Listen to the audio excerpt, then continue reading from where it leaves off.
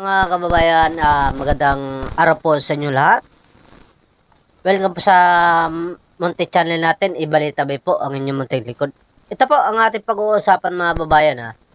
Itong destabilization ng mga retirado na mga general, retirado na mga army, hindi lang po mga men in uniform kasama po ang mga abogado, di ba?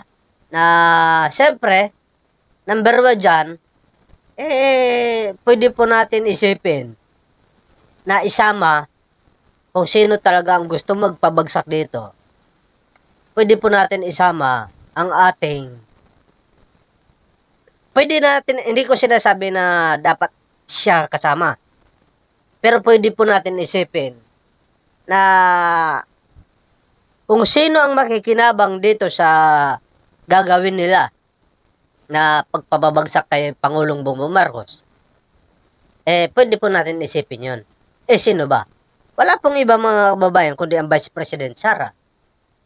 Kahit ano pa po ang kanilang tangge, kahit ano pa po ang isipin natin, once na ang Vice President po ang papalit kay PBBM, na kung sakasakali magtagumpay itong mga taong ito sa pagpapabagsak dito kay Pangulong Bongbong Marcos, wala pong iba mga kababayan kundi si Vice President Sara ang makikinabang dito mga kababayan.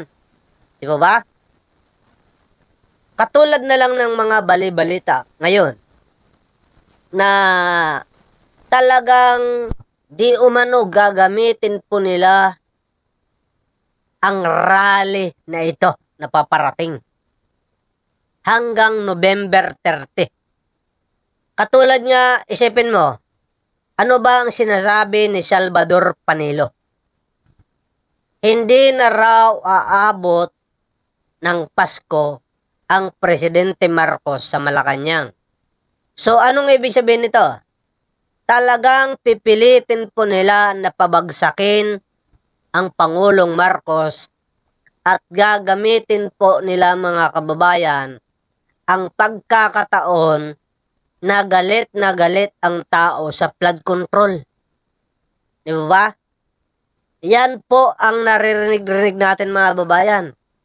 Tapos, nadagdagan pa po yan na umamin itong si Romeo Browner na talagang mayroong kumakausap sa kanila. Tapos, umaamin din ito si Magalong.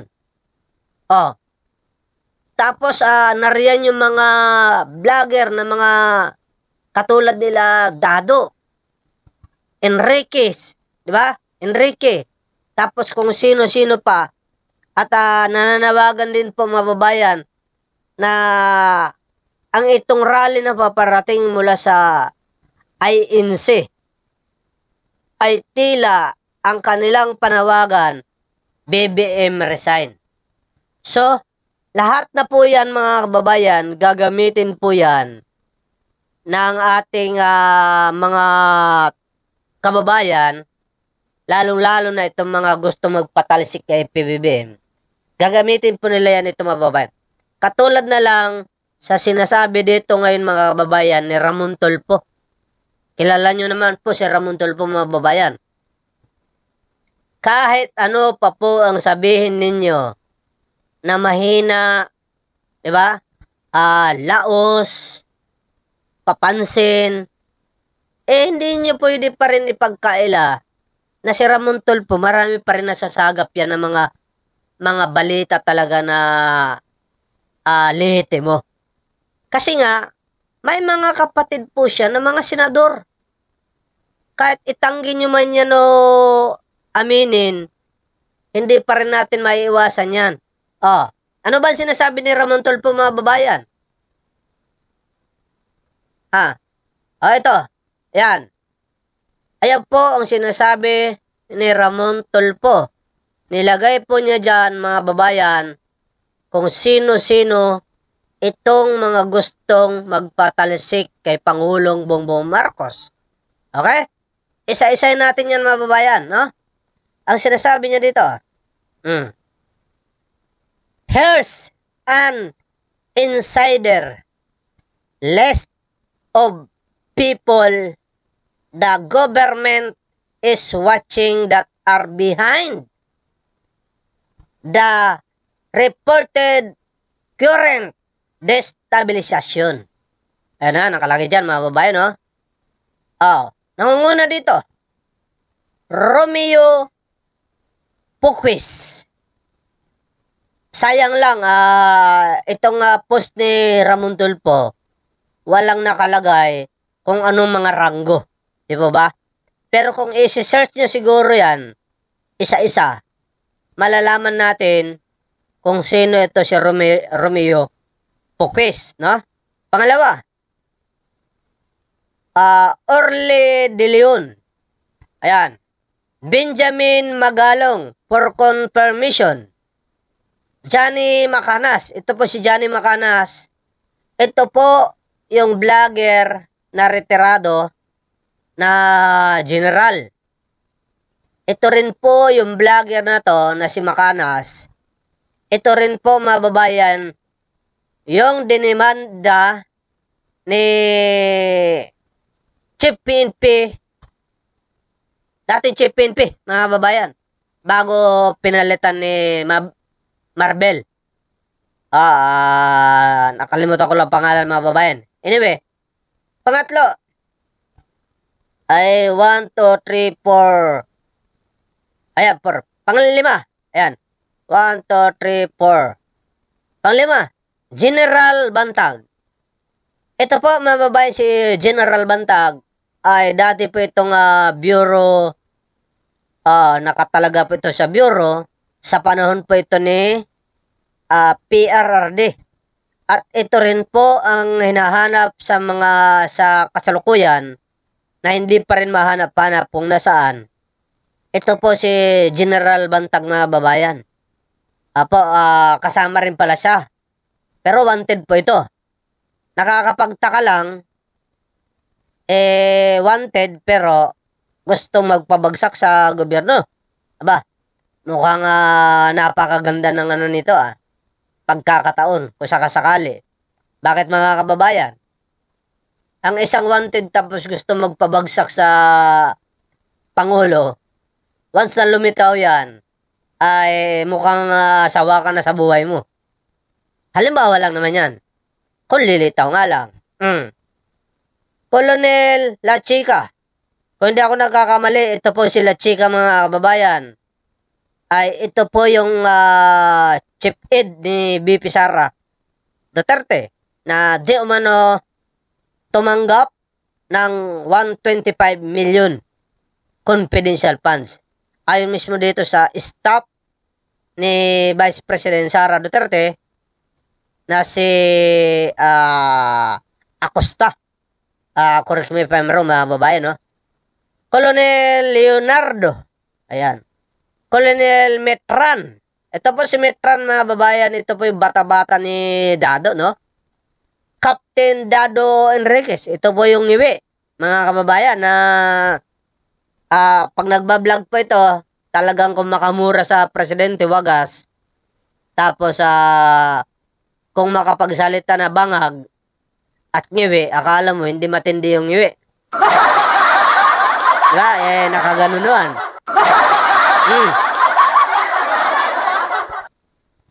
Ferdinand Topacio. Ito po yung abogado, mga babayan, ha? Abogado ito ng mga Duterte. Abogado ni Tebes. Abogado ng mga Kibuloy. Ayan, ito po yun. Beck Rodriguez. Ito po si Beck Rodriguez, mga babayan. Ay ito rin po yung vlogger na dati pong gabinete ni PBBM. Mike Defensor. Ito po, mga babae, si Mike Defensor, dating congressman po ito. Ito po yung nagbigay ng testigo na si Gutesa. Ito po yun. Chavit Singson. Si Chavit Singson po, mga babayan, ay dati pong kaalyado ni PBBM. At hindi lang po niya narinig ang pag-recognize sa kanya ni PBBM sa Japan. Abay, umiiyak na po Yung pala, ayon sa mga kababayan natin, kaya pala hindi narinig, kasi ito si Chavit Singson mga babayan ay may pagka-bingi. Rodante Marcolita. Oh, senador ito, mga babayan ha. Senador po ito. Kasalukuyan na si Rodante Marcolita. Apo, Orlando Olamit. Alias Monk. Possible financiers. Ayan, possible financiers. BP Sara Duterte. Kong Pulong Duterte. Chavit Singson. Ayan ha. Don't ask me where I got the info. I won't tell kahit na pitpitin nyo ang bayag ko. Ayan po. Kita nyo naman ang sinasabi dito ni Ramon Tulfo na hindi na kailangan tanungin pa. Sa totoo lang, hindi naman kailangan tanungin pa yung mga ganyan. Kasi nakikita naman natin na hindi naman po tayo mga mangmang para hindi natin maintindihan kung ano ba nangyayari mga kababayan. Kahit hindi aminin ni Vice President Sara ng mga Duterte, kahit wala po silang kinalaman dito, o sakasakali, once na sila po ang makikinabang kung magtatagumpay itong mga taong ito, pagpapatalsik kay PBBM, kasama ka na dyan. Mabait lang po talaga ang presidente, pero nananawagan po tayo sa Presidente Marcos. Sir, ina-identify na po ng iba itong mga pangalan na ito ni Ramon Tulfo, ina-identify na po nila, pinangalanan na po. At inamin na rin naman ni Romeo Browner. Bakit wala pa po tayong ginagawang pagkilos? Ha? Hintayin pa ba natin na tayo po ay maipit na? Hintayin pa ba natin na dumating ang panahon na tayo po ay na malapit na sila magtagumpay? Or baka naman mayroon lang kayong pinaplano dahil sa sobrang talino ninyo? Diba? Gusto nyo lang silang mahulog sa bitag. Diba? Palagay ko lang. Kasi, kung identify na po itong mga taong ito, pero bakit hindi pa sila nakakasuhan? Di ba? Ibig sabihin, baka naghihintay lang ang presidente natin ng patunay talaga na lilitaw at lilitaw sila. Diyan siguro matatapos ang mga problema nyo. Pero ganun pa man, nananalangin po tayo na ingatan po natin ang Pangulo. Huwag po natin hahayaan na mapalitan ang Pangulo sa Malacanang ng isang mayroon din akusasyon ng korupsyon. Hindi katanggap-tanggap yan, mga babayan. Diba? Hindi po katanggap-tanggap yan. Oo, galit tayo sa korupsyon. Nariyan na yan. Pero, hindi naman kailangan natin pabagsakin ang presidente. Mayroon pa naman siyang karapatan na manungkulan kahit paano ang sabihin ninyo. Dahil mayroon po tayong batas na 6 na taon, uupo ang presidente. Di ba? Hindi kailangan natin ng gumawa tayo ng paraan na mapanagot itong mga sangkot sa nakawan, sa flood control. Yun ang tama nating gawin. Kaysa naman sa hihiling kayo dyan ng kudita para pabagsakin ng presidente.